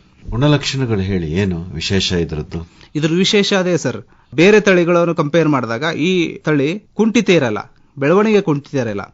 ನಾವು ಈ pH 8.5 ಇದ್ದಾಗ ಬೇರೆ V1 ತಳಿ ಆಗಿರ್ಬೋದು ಅಥವಾ ನಾವು G4 ತಳಿಯನ್ನು ಹೇಳಿದ್ವಿ, ಅವು ಕುಂಠಿತ ತೋರಿಸ್ಬಿಡುತ್ತೆ, ಬೆಳೆಯಲ್ಲ. ಅದರಲ್ಲಿ ಇದು ಬೆಳವಣಿಗೆ ಕುಂಠಿತ ಆಗಲ್ಲ. ಅದು ಇದ್ರದ್ದು ಒಳ್ಳೆ ಗುಣಲಕ್ಷಣ. ಇದ್ರದ್ದು ಗುಣಲಕ್ಷಣ ಅಂದ್ರೆ ಗ್ಲಾಸಿನಸ್ ಇರುತ್ತೆ, ತೇವಾಂಶ ಹಿಡಿದುಕೊಳ್ಳೋ ಸಾಮರ್ಥ್ಯ ಇದೆ, ಸಕ್ಕರೆ ಪ್ರಮಾಣ ಮತ್ತು ಪ್ರೋಟೀನ್ ಅಂಶ ಕೂಡ ಜಾಸ್ತಿ ಪ್ರಮಾಣದಲ್ಲೇ ಇದೆ. ಹಾಗೇನೆ ರೈತ ಈಗ ಇನಿಷಿಯಲಿ ನಮಗೆ 9.5 pH ಇದೆ ಅಂತಂದಾಗ ಅವನಿಗೆ 20 ರಿಂದ 25 ಟನ್ ಸೊಪ್ಪು ಬರುತ್ತೆ. ಹಾಗೆ ಅದನ್ನ ಸುಧಾರಿಸ್ತಾ ಹೋದ್ರೆ, ಆ ಭೂಮಿನ ಸುಧಾರಿಸ್ತಾ ಹೋದ್ರೆ ಇಳುವರಿನೂ ಕೂಡ ಈ ತಳಿಲಿ ಜಾಸ್ತಿ ಆಗ್ತಾನೆ ಹೋಗುತ್ತೆ. ಇದ್ರದ್ದು ಗುಣಲಕ್ಷಣ. ಅಂದ್ರೆ ಇದು ಕ್ಷಾರೀಯ ಭೂಮಿ ಬಿಟ್ಟು ಬೇರೆ ಕಡೆ ಜಮೀನಲ್ಲೂ ಹಾಕಬಹುದಾ ಈ ತಳಿನ? ಹಾಕ್ಬೋದು ಸರ್.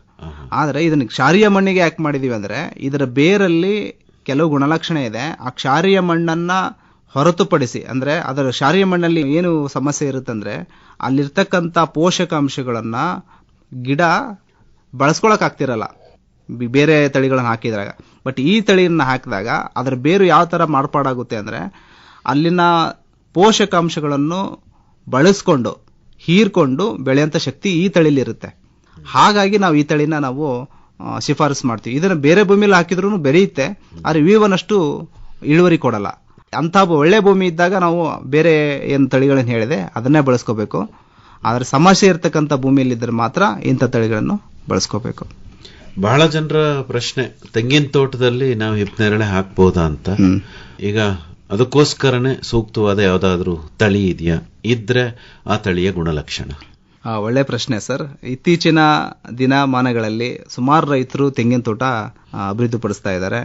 ತಂಬಿನ ತೋಟದ ಮಧ್ಯನೂ ಕೂಡ ಅವರು ಜಾಗ ಸುಮಾರು ಒಂದು 30 ಅಡಿ ಒಂದೊಂದು ಗಿಡ ಹಾಕೊಂಡಿರ್ತಾರಲ್ಲ, ಅದ್ರ ಮಧ್ಯೆ ಜಾಸ್ತಿ ಜಾಗ ಇರುತ್ತೆ.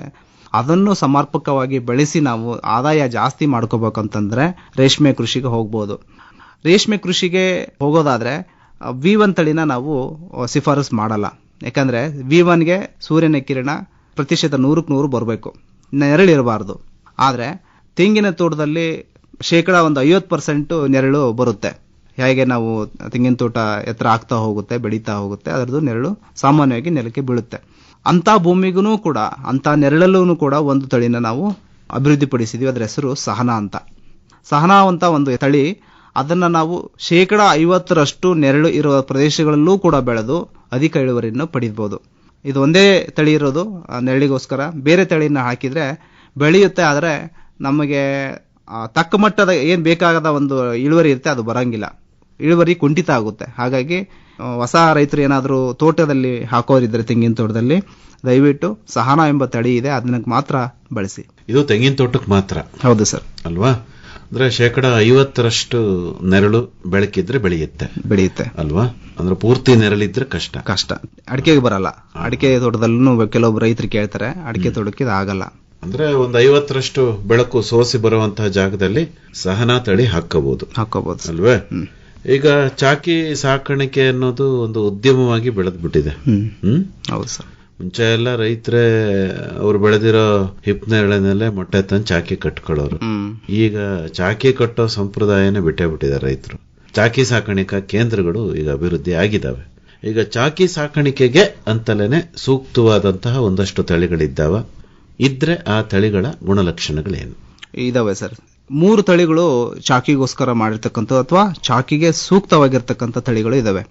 ಒಂದನೇದಾಗಿ S36 ಅಂತ. ಇದು ತುಂಬಾ ಹಳೆಯ ಒಂದು ತಳಿ, 1986ರಲ್ಲೇನೆ ಅಭಿವೃದ್ಧಿಪಡಿಸಿರ್ತಕ್ಕಂತಹ ಒಂದು ತಳಿ. ಅದನ್ನ ಮೊಟ್ಟ ಮೊದಲಾಗಿ ಚಾಕಿಗೆ ಬಳಸಿರ್ತಕ್ಕಂಥ ತಳಿ. ಅದಾದ ನಂತರ V1, ಈಗೇನು ನಮ್ಮ ಎಲ್ಲಾ ಚಾಕಿ ರೇರರ್ಸ್ ಏನ್ ಬಳಕೆ ಮಾಡ್ತಾ ಇದ್ದಾರೆ ಅದು V1 ತಳಿ ಮಾತ್ರ. ಅದು ಕೂಡ ಒಳ್ಳೇದು. ಆದ್ರೆ ಅದಾದ ನಂತರ ಅಭಿವೃದ್ಧಿಪಡಿಸಿರ್ತಕ್ಕಂಥ ತಳಿ ಯಾವುದು ಅಂದ್ರೆ G2. ಅದು ವಿಶೇಷವಾಗಿ ಚಾಕಿಗೋಸ್ಕರನೇ. V1 ಕಂಪೇರ್ ಮಾಡಿದಾಗ ಏನದರಲ್ಲಿ ಹೆಚ್ಚಿನ ಒಂದು ಗುಣಲಕ್ಷಣಗಳಿದಾವೆ ಅಂತಂದ್ರೆ ಶೇಕಡ ಒಂದು 20% ಹೆಚ್ಚಿನ ಇಳುವರಿ V1ಗಿಂತ ಜಾಸ್ತಿ ಬರುತ್ತೆ G2ದಲ್ಲಿ. ಇಳುವರಿ ಜೊತೆಗೆ ಕ್ವಾಲಿಟಿ, ಹೆಚ್ಚಿನ ಕ್ವಾಲಿಟಿ ಇದರಲ್ಲಿ ಇದೆ. ಈಗ ನಾವು ಪ್ರೌಢಾವಸ್ಥೆಗೆ ಬೇಕಾಗಿರ್ತಕ್ಕಂಥ ಸೊಪ್ಪಿನ ಕ್ವಾಲಿಟಿನೇ ಬೇರೆ, ಚಾಕಿಗೆ ಬೇಕಾಗಿರ್ತಕ್ಕಂಥ ಸೊಪ್ಪಿನ ಕ್ವಾಲಿಟಿನೇ ಬೇರೆ. ಚಾಕಿ ಸೊಪ್ಪು ಹೇಗಿರಬೇಕು ಅಂದ್ರೆ ಹೆಚ್ಚಿನ ಪ್ರಮಾಣದ ಕಾರ್ಬೋಹೈಡ್ರೇಟ್ ಇರಬೇಕು, ಸಕ್ಕರೆ ಅಂಶ ಇರಬೇಕು, ಪ್ರೋಟೀನ್ ಅಂಶ ಇರಬೇಕು, ಆಮೇಲೆ ನೀರಿನ ಅಂಶ ಜಾಸ್ತಿ ಇರಬೇಕು. ಅಟ್ಲೀಸ್ಟ್ ಪ್ರತಿಶತ 80% ತೇವಾಂಶ ಎಲೆಯಲ್ಲಿರಬೇಕು. ಅದು ಮಾತ್ರ ಚಾಕಿಗೆ ಸೂಕ್ತ. ಅದೆಲ್ಲ ಗುಣಲಕ್ಷಣಗಳು ಈ 3 ತಳಿಗಳಲ್ಲಿ ಇದಾವೆ. ವಿಶೇಷವಾಗಿ ಕೊನೆಯ G2 ತಳಿಯಲ್ಲಿ ಏನು ಇದೆಲ್ಲ ಗುಣಲಕ್ಷಣ ಇನ್ನೂ ಜಾಸ್ತಿನೇ ಇದೆ. ಪೆಲೆಟಬಿಲಿಟಿ ಅಂತ ಕರಿತೀವಿ. ಈಗ 1ನೇ ಸ್ಟೇಜ್ ಮತ್ತು 2ನೇ ಸ್ಟೇಜ್ ಏನಿದೆ ಚಾಕಿ ಸ್ಟೇಜ್, ಆ ಹುಳುಗಳಿಗೆ ಮ್ಯಾಂಡಿಬಲ್ಸ್ ಅಂತ ಕರಿತೀವಿ, ಹಲ್ಲುಗಳು ಅಷ್ಟು ಸ್ಟ್ರಾಂಗ್ ಆಗಿರಲ್ಲ. ಸೊ ಅವು ಚಿವಿಂಗ್ ಮಾಡ್ತವೆ. ಚಿವಿಂಗ್ ಅಂದ್ರೆ ಸಕ್ ಮಾಡುತ್ತೆ. ಆ ಸಕ್ ಮಾಡ್ಬೇಕಂದ್ರೆ ಎಲೆನೂ ಆ ಸೂಕ್ತವಾಗಿರ್ಬೇಕು, ಅಷ್ಟು ಮೃದುವಾಗಿ ಇರಲೇಬೇಕು ಆ ಸೊಪ್ಪು. ಹಾಗಾಗಿ ಮೃದುವ ಸ್ವಭಾವ ಮತ್ತೆ ಸಕ್ಕರೆ ಅಂಶ, ನೀರಿನ ಅಂಶ, ಪ್ರೋಟೀನ್ ಅಂಶ ಇವೆಲ್ಲನೂ ಚಾಕಿ ಹುಳುಗೆ ಬೇಕಾಗುತ್ತೆ. ಅದೆಲ್ಲ ಅಂಶಗಳು ಇದರಲ್ಲಿದೆ. ಹಾಗಾಗಿ ಇದರಲ್ಲಿ ಹುಳ ಸಾಯೋ ಪ್ರಮಾಣ ತುಂಬಾ ಕಮ್ಮಿ ಇರುತ್ತೆ. ಈಗ 100 ಮೊಟ್ಟೆಯಿಂದ 100 ಹುಳ ಬರಲ್ಲ. 100 ಮೊಟ್ಟೆಯಿಂದ 97 ಹುಳ ಬಂದಿರುತ್ತೆ. ಆ 97 ಕೊನೆವರೆಗೂ ಇರಲ್ಲ. ಕೆಲವೊಂದು ಚಿಕ್ಕ ವಯಸ್ಸಿನಲ್ಲೇ ಸತ್ತೋಗ್ತವೆ. ಆ ಸತ್ತೋವ ಪ್ರಮಾಣನೂ ಕಡಿಮೆ ಆಗುತ್ತೆ ಒಳ್ಳೆಯ ಗುಣಮಟ್ಟದ ಒಂದು ಆಹಾರ ಕೊಟ್ಟಾಗ. ಹಾಗಾಗಿ G2 ಒಂದು ತಳಿಯನ್ನ ನಾವು ಬಳಸಿದಾಗ ಆ ಮರಣದ ಪ್ರಮಾಣ ತುಂಬಾ ಕಮ್ಮಿ ಇರುತ್ತೆ. ಆಮೇಲೆ ಅದರದ್ದು ಲಾರ್ವಲ್ ಬಾಡಿ ಸೈಜ್ ಅಂತ ಕರಿತೀವಿ, ಅದರದ್ದು ಬೆಳವಣಿಗೆ ಮತ್ತು ಬಾಡಿ ಸೈಜ್ ತುಂಬಾ ಚೆನ್ನಾಗಿ ಬರುತ್ತೆ. ಇದನ್ನ ರೈತರು ಕೂಡ ಇಷ್ಟಪಡ್ತಾರೆ. ಡಾಕ್ಟರ್ ಮಂಜಪ್ಪನವರೇ, ಹಿಪ್ಪನೇರಳೆ ಹಣ್ಣಿನ ಬೆಳೆ ಕೂಡ ಹೌದು. ಹೌದು ಸರ್. ಚಿಕ್ಕ ವಯಸ್ಸಿನಲ್ಲಿದ್ದಾಗ ಬಹಳ ಸೊಗಸಾಗಿ ಎಲ್ಲರೂ ಹಿಪ್ಪನೇರಳೆ ಹಣ್ಣನ್ನ ತಿಂದಿರ್ತಾರೆ. ಆದ್ರೆ ಹಿಪ್ಪನೇರಳೆ ಹಣ್ಣು ಅಂತ ಗೊತ್ತಿರಲ್ಲ ಅಷ್ಟೇನೆ. ಹಣ್ಣಿಗಾಗಿ ಯಾವ್ದಾದ್ರು ತಳಿ ಅಭಿವೃದ್ಧಿ ಮಾಡಿದ್ದೀರಾ? ಹಣ್ಣಿಗಾಗಿನೇ ತಳಿ ಇನ್ನು ಮಾಡಿಲ್ಲ ಸರ್. ಆದ್ರೆ ಹಣ್ಣಿಗೆ ಅಂತ ಒಂದು ರಿಸರ್ಚ್ ನಡೀತಾ ಇದೆ. ಆದ್ರೆ ಜಂಪ್ಲಾಸಮ್ ಅಂತ ಏನು ಮೊದಲೇ ಕರೆದೆ ನಾನು. ಈಗಾಗಲೇ ನಮ್ಮಲ್ಲಿ ಸಂರಕ್ಷಣೆ ಮಾಡ್ತಿರ್ತಕ್ಕಂತಹ ಮಲ್ಬರಿ ಜರ್ಮ್ಪ್ಲಾಸಮ್ ಎಕ್ಸೆಷನ್ಗಳು ಇದಾವೆ. ಅದರಲ್ಲಿ ಉತ್ತಮ ಗುಣಮಟ್ಟದ ಹಣ್ಣು ಮತ್ತು ಇಳುವರಿ ಇರ್ತಕ್ಕಂಥ ಜಂಪ್ಲಾಸಮ್ನ ನಾವು ಇವ್ಯಾಲ್ಯುವೇಟ್ ಮಾಡ್ತಾ ಇದ್ದೀವಿ, ಸ್ಕ್ರೀನ್ ಮಾಡ್ತಾ ಇದ್ದೀವಿ. ಇನ್ನೇ ಕೆಲವೇ ವರ್ಷಗಳಲ್ಲಿ ಅದರಿಂದ ಒಂದು ಹೊಸ ತಳಿಗಳನ್ನು ಮಾಡಿ ರೈತರಿಗೆ ಕೊಡೋ ವ್ಯವಸ್ಥೆ ನಡೀತಾ ಇದೆ. ಈಗ ನಾನು ಬೆಳ್ಕೋಬೇಕು ಅಂದ್ರೆ ಯಾವ ತಳಿ ಬೆಳೆದ್ರೆ ಒಳ್ಳೇದು? G4 ಒಂದು ತಳಿ ಇದೆ ಸರ್. ಆ G4 ಹೆಣ್ಣು, ಅದರಲ್ಲಿ ಕೂಡ ಗಂಡು ಹೆಣ್ಣು ಅಂತ ಇರೋದ್ರಿಂದ V1 ಗಂಡು ತಳಿ, G4 ಹೆಣ್ಣು ತಳಿ. ಸೊ G4 ಬಳಸಿದ್ದ ಆದಲ್ಲಿ ನಾವು ಉತ್ತಮ ಗುಣಮಟ್ಟದ ಮತ್ತು ಒಳ್ಳೆ ಜಾಸ್ತಿ ಗಾತ್ರದ ಹಣ್ಣನ್ನು ಪಡಿಬಹುದು. ಈಗ M5 ಇಲ್ವಾ ಡಾಕ್ಟ್ರೆ? M5 ಇದೆ ಸರ್. M5 ಗಂತೂ ಜಾಸ್ತಿ ಇಳುವರಿ ಮತ್ತು ಒಳ್ಳೆ ಕ್ವಾಲಿಟಿ ಇರ್ತಕ್ಕಂಥ ತಳಿಗಳಿದಾವೆ. ಅದನ್ನು ಬಳಸೋದ್ರಿಂದ ಉತ್ತಮ ಇಳುವರಿ ಪಡ್ಕೋಬಹುದು. ಶ್ರೀರಂಗಪಟ್ಟಣ ಲೋಕಲ್ ಅಂತ ಹೇಳಿ ಒಂದು ತಳಿ ಇತ್ತು, ಅಂದ್ರೆ ಬಹಳ ಮುಂಚೆ ಅದನ್ನ ಬೆಳೀತಾ ಇದ್ರು ಈ ಭಾಗದಲ್ಲಿ. ಅದರಲ್ಲಿ ತೇವಾಂಶದ ಪ್ರಮಾಣ ತುಂಬಾ ಕಡಿಮೆ ಇರೋದ್ರಿಂದ ಕಡೆ 2 ದಿವಸಕ್ಕೆ ಆ ಸೊಪ್ಪನ್ನ ಬಳಸ್ತೀವಿ ಅಂತ ರೈತರು ಹೇಳೋರು. ಅಂದ್ರೆ ದೇಹದಲ್ಲಿರುವಂತಹ ತೇವಾಂಶ ಕಡಿಮೆ ಆಗಬೇಕಲ್ಲ ಹುಳು, ಅವಾಗ ಆ ಸೊಪ್ಪು ಕೊಟ್ರು ಬಹಳ ಒಳ್ಳೇದು ಅಂತ ಹೇಳಿ. ಅಂದ್ರೆ ನಿಮ್ಮಲ್ಲಿ ತಳಿ ಅಭಿವೃದ್ಧಿಗಾಗಿ ಎಲ್ಲಾ ರೀತಿಯ ಜರ್ಮ್ಪ್ಲಾಸಮ್ ಕೂಡ ತಾವು ಇಟ್ಕೊಂಡಿದ್ದೀವಿ ಸರ್. ಮೈಸೂರು ಲೋಕಲ್ ಅಂತಾನೂ ಕರಿತೀವಿ. ನೀವೇನ್ ಶ್ರೀರಂಗಪಟ್ಟಣ ಲೋಕಲ್ ಅಂತ ಹೇಳಿದ್ರಿ, ಅದಕ್ಕೆ ಮೈಸೂರು ಲೋಕಲ್ ಅಂತಾನೂ ಹೆಸರು ಇದೆ. ಅದು ಬೇಗ ತೇವಾಂಶ ಕಳ್ಕೊಳ್ಳುತ್ತೆ. ಈಗ ಡಾಕ್ಟ್ರೆ, ನಾವು ಒಂದು ತಳಿನ ತಂದು ಅಭಿವೃದ್ಧಿ ಮಾಡಿದ್ಮೇಲೆ ನಂತರ ಅದನ್ನ ಅಭಿವೃದ್ಧಿ ಮಾಡೋದು ಕಟಿಂಗ್ಗಳ ಮೂಲಕನೇ. ಈಗ ಕಟಿಂಗು ಮತ್ತೆ ಕಟಿಂಗು ಮತ್ತೆ ಕಟಿಂಗು ಈ ತರ ಕಟಿಂಗ್ಗಳನ್ನು ಮಾಡ್ತಾನೆ ಹೋದ್ರೆ ಅದರ ಮೂಲ ಏನಿದೆ, ಅದರ ಶಕ್ತಿ ಅದು ಕಡಿಮೆ ಆಗುತ್ತೆ ಅಂತ ತಮ್ಗನ್ಸಲ್ವಾ? ಇಲ್ಲ ಸರ್, ಆ ತರ ಮಾಡದೇ ಆದ್ರೆ ಅದಕ್ಕೇನಾದ್ರೂ ಒಂದು ವಿಧಾನ ಇದೆಯಾ? ಆಕ್ಚುಲಿ ಈ ತರ ಮಾಡೋದ್ರಿಂದ ಏನ್ ಸಮಸ್ಯೆ ಇಲ್ಲ. ಆದ್ರೆ ಒಂದು ವಿಚಾರ ಏನಂತಂದ್ರೆ ಸೋಮೋಕ್ಲೋನಲ್ ವೇರಿಯೇಷನ್ಸ್ ಅಂತ ಕರಿತೀವಿ ವೈಜ್ಞಾನಿಕವಾಗಿ. ಅದು ಕೂಡ ಆಗಬಹುದು. ಕಂಟಿನ್ಯೂಸ್ ಆಗಿ ನಾವು ಮಲ್ಟಿಪ್ಲೈ ಮಾಡ್ತಾ ಹೋದ್ರೆ ಒಂದು ಚಾನ್ಸ್ ಇರುತ್ತೆ, ಮ್ಯೂಟೇಷನ್ ಅಂತಾನೆ ಕರಿತೀವಿ ಅದಕ್ಕೆ, ಸೋಮೋಕ್ಲೋನಲ್ ವೇರಿಯೇಷನ್. ಅದು ಮ್ಯೂಟೇಷನ್ ಆಗುವಂತ ಒಂದು ಪ್ರಕ್ರಿಯೆ. ಅದು ಆಗ್ಬಿಟ್ಟು ಆ ತಳಿಲಿ ಸ್ವಲ್ಪ ಬದಲಾವಣೆ ಆಗಬಹುದು. ಆದ್ರೆ ನಾವು ಏನ್ ಮಾಡ್ತೀವಿ, ಅದಕ್ಕೋಸ್ಕರ ನಮ್ಮಲ್ಲಿ ಬ್ರೀಡರ್ ಸ್ಟಾಕ್ ಅಂತ ಇಟ್ಕೊಂಡಿರ್ತೀವಿ. ಒಂದು ಅದರ ಮದರ್ ಪ್ಲಾಂಟ್ ಬ್ರೀಡರ್ ಸ್ಟಾಕ್ ಅದೇ ಹಾಗೇನೆ ಇರುತ್ತೆ. ಅದು ಒಂದು ಮರದಲ್ಲಿ ಯಾವುದೇ ವೇರಿಯೇಷನ್ಸ್ ಆಗಲ್ಲ, ಅದಕ್ಕಿಂತ ಮರಿಗಳಲ್ಲಿ ಆಗ್ಬಹುದು. ಹಾಗಾಗಿ ಏನ್ ಮಾಡ್ತೀವಿ, ಹೊಸ ರೈತರು ಈಗ ಕಟಿಂಗ್ ತಗೊಳಕ್ ಬರ್ತಾರಲ್ಲ, ಅವ್ರು ನಮ್ಮಿಂದ ತಗೊಂಡು ಹೋದಾಗ ಅಥವಾ ನಮ್ಮ RECs ಇರ್ಬೋದು, RSRS ಎಲ್ಲಾ ಕಡೆನೂ ನಮ್ಮಲ್ಲಿ ಮದರ್ ಪ್ಲಾಂಟ್ಸ್ ಇದೆ, ಅಲ್ಲಿಂದ ತಗೊಂಡು ಹೋದಾಗ ತಿರ್ಗಾ ಅದು ಮೂಲದಿಂದ ಮತ್ತೆ ತಗೊಂಡು ಬೆಳೆಸ್ದಂಗ ಆಗುತ್ತೆ. ಹಾಗಾಗಿ ವೇರಿಯೇಷನ್ಸ್ ಏನು ಕಾಣಿಸಲ್ಲ. ಇನ್ನೇನಾದ್ರೂ ರೈತರು ಯಾರಾದ್ರೂ ವೇರಿಯೇಷನ್ಸ್ ಕಂಡ್ರೆ V1 ತರ ಕಾಣ್ತಾ ಇಲ್ಲ ಸೊಪ್ಪು ಅನ್ನೋದಿದ್ರೆ ಅಂತಹ ಗಿಡನ್ನ ನಾವು ಬಳಸಬಾರ್ದು. ಯಾವುದು V1 ತಳಿಯ ಕ್ವಾಲಿಟೀಸ್ ಇದೆ, ಗುಣಲಕ್ಷಣ ಇದೆ, ಅದನ್ನು ಮಾತ್ರ ಬಳಸಬೇಕು. ಇದಕ್ಕೆ ನೀವು ನಮ್ಮ ಸಂಸ್ಥೆಯನ್ನು ಭೇಟಿ ಮಾಡಿ ನಮ್ಮಲ್ಲಿ ಕಟ್ಟಿಂಗ್ಸ್ ತಗೋಬಹುದು. ಓಕೆ, ಈಗ ಅದರ ಬಗ್ಗೆ ಒಂಚೂರು ಹೇಳ್ಬಿಡಿ ಡಾಕ್ಟರ್ ಮಂಜಪ್ಪನವರೇ. ಈಗ ಎಲ್ಲರೂ ಕೂಡ ಹೊಸದಾಗಿ ಹಿಪ್ಪನೇರಳೆ ತೋಟವನ್ನ ಸ್ಥಾಪನೆ ಮಾಡೋ ಆಸಕ್ತಿಯಲ್ಲಿರ್ತಾರೆ, ಅಥವಾ ಹಳೆ ತೋಟ ಇದ್ರೆ ಅದನ್ನ ಏನು ಪುನಶ್ಚೇತನ ಮಾಡ್ಕೊಳ್ಳುವಂತಹ ಆಸಕ್ತಿನೂ ಕೂಡ ಇರುತ್ತೆ. ಹಾಗಾಗಿ ಕಡ್ಡಿ ಎಲ್ಲಿ ಸಿಗತ್ತೆ, ಹೇಗ್ ಸಿಗತ್ತೆ, ಮತ್ತೆ ಅದಕ್ಕೇನು ಪ್ರೊಸೀಜರ್ ಏನಾದ್ರು ಇದ್ರೆ ಪ್ರೊಸೀಜರ್ ಹೇಳಿ. ಆಮೇಲೆ ಏನ್ ಧಾರಣೆ ಏನಾದ್ರು ತಾವು ನಿಗದಿ ಮಾಡಿದ್ರೆ ದಯಮಾಡಿ ಹೇಳಿ. ಈಗಿನ ಹೇಳಿರ್ತಕ್ಕಂಥ ಎಲ್ಲಾ ತಳಿಗಳು ಕಡ್ಡಿಗಳು ನಮ್ಮಲ್ಲಿ ಸಿಗ್ತವೆ. ಮೈಸೂರಲ್ಲಿ ಶ್ರೀರಾಮ್ಪುರದಲ್ಲಿ CSRTI ಅಂತ ಆಫೀಸ್ ಇದೆ, ಸೆಂಟ್ರಲ್ ಸಿಲ್ಕ್ ಬೋರ್ಡ್ದು. ಅಲ್ಲಿ ಬಂದು ಭೇಟಿ ಮಾಡಿ ನಿಮಗೆ ನಮಗೆ ಕಡ್ಡಿಗಳ ಪೂರೈಕೆ ಆಗುತ್ತೆ. ಕೊಡ್ತೀರಾ? ಎಷ್ಟು ಬೇಕಾದ್ರೂ ಕೊಡ್ತೀವಿ ಸರ್. ಆದ್ರೆ ನಮ್ಮಲ್ಲಿ 6 ತಿಂಗಳಿಗೊಮ್ಮೆ ಮಾತ್ರ ಕಟ್ ಮಾಡ್ತೀವಿ. ಯಾಕಂದ್ರೆ ಒಂದು ಸೀಡ್ ಕಟ್ಟಿಂಗ್ ಅಂತಂದ್ರೆ 6 ತಿಂಗಳು ಬೆಳೆಸಲೇಬೇಕು. 6 ತಿಂಗಳು ಬೆಳೆಸಿದ ಮೇಲೆ ಅದು ಮೆಚುರಿಟಿ ಬರುತ್ತೆ. ಅಂತ ಕಟ್ಟಿಂಗ್ಸ್ ಮಾತ್ರ ಬಳಸಬೇಕು. ಮುಂಗಾರಿಗೆ ಯಾವಾಗ ಕೊಡ್ತೀರಿ? ಮುಂಗಾರಿಗೆ ಮೇ ಜೂನ್ ಅಲ್ಲಿ ನಾವು ಕೊಡ್ತೀವಿ ಸರ್. ಅಲ್ವಾ? ಈ ತಿಂಗಳು ಮುಂದಿನ ತಿಂಗಳು ಧಾರಾಳವಾಗಿ ಕಡ್ಡಿಯನ್ನ ಕೊಡ್ತೀರಿ. ಹೌದೌದು ಸರ್. ಧಾರಣೆ ಹೇಳೋದಾದ್ರೆ 4.5 ರೂಪಾಯಿ 1 kg, 1 ಕ್ವಿಂಟಲ್ಗೆ 450 ರೂಪಾಯಿ. ಓಕೆ, ಎಷ್ಟು ಪ್ರದೇಶಕ್ಕೆ ಹಾಕ್ಬೋದು 1 ಕ್ವಿಂಟಲ್ ಕಡ್ಡಿನ? ಈಗ ಸುಮಾರು ಸ್ಪೇಸಿಂಗ್ ಇರೋದ್ರಿಂದ ರೈತರು ಬೇರೆ ಬೇರೆ ಬೇರೆ ಅಂತರಗಳನ್ನು ಪಾಲನೆ ಮಾಡೋದ್ರಿಂದ ನಾವು ಹೀಗೆ ಅಂತ ನಿಖರವಾಗಿ ಹೇಳಕ್ಕಾಗಲ್ಲ. 1 kg ಕಡ್ಡಿ ತಗೊಂಡ್ರೆ 100 ಕಡ್ಡಿ ನಾವು ಮಾಡ್ಕೋಬಹುದು. 100. ಹೌದಾ? ಹೌದು. ಅಂದ್ರೆ ನೀವು ಕೊಡೋದನ್ನ ಮತ್ತೆ ಅವ್ರು ಕತ್ತರಿಸ್ಕೋಬಹುದಾ? ಇಲ್ಲ ಸರ್, ನಾವು ಒಂದು ಅಂದಾಜನ ಅವ್ರಿಗೆ ಯಾಕಂದ್ರೆ ಈಗ ಅವ್ರಿಗೆ ಗೊತ್ತಿರುತ್ತೆ 6 ಮಾಡಿದ್ರೆ ನನಗೆ ಎಷ್ಟಾಗುತ್ತೆ ಸೈಜ್. 6 ಮಾಡಿದಾಗ ಒಂದು 2,500-3 ಸಾವಿರ ಗಿಡ ಬೇಕಾಗುತ್ತೆ. ಅಷ್ಟಕ್ಕೆ ನಾವು ಎಷ್ಟು ಕಡ್ಡಿ ತಗೋಬೇಕು ಅಂತ ಅವ್ರು ನೋಡೋದಾದ್ರೆ 1 kgಗೆ 50ರಿಂದ 60 ಕಡ್ಡಿ ಸಿಗುತ್ತೆ. ಹಾಗೆ ನೋಡ್ಕೊಂಡು ಅವರು ಲೆಕ್ಕಾಚಾರ ಮಾಡ್ಕೊಂಡು ತಗೊಂಡು ಹೋಗ್ಬೋದು. ನೀವು ಸಸಿಯನ್ನೇನು ಅಭಿವೃದ್ಧಿ ಮಾಡಿ ಕೊಡಲ್ಲ, ಕಡ್ಡಿನೇ ನೇರ ಕೊಡ್ತೀರಿ? ಇಲ್ಲ ಸರ್, ಅದರ ಇಲ್ಲ. ಈಗ ಕಿಸಾನ್ ನರ್ಸರಿ ಕಾನ್ಸೆಪ್ಟ್ ಇದೆ, ಸುಮಾರು ನರ್ಸರಿ ಮಾಡೋಂಥವ್ರು ಇದ್ದಾರೆ. ಅವರು ವಿವನ್ ಕಡ್ಡಿ ಇರ್ಬೋದು, ಬೇರೆ ತಳಿನ ಅವರು ಜಮೀನಲ್ಲಿ ಹಾಕೊಂಡು ಕಡ್ಡಿ ಮಾಡ್ಕೊಂಡು ಲಕ್ಷಾನುಗಟ್ಲೆ ಅವರು ಮಲ್ಟಿಪ್ಲೈ ಮಾಡಿನೂ ಮಾರ್ತಾ ಇದ್ದಾರೆ. ಈ ರೈತರೆಲ್ಲ ಅದೇ ಪದ್ಧತಿನ ಪಾಲನೆ ಮಾಡ್ತಾ ಇರೋದು.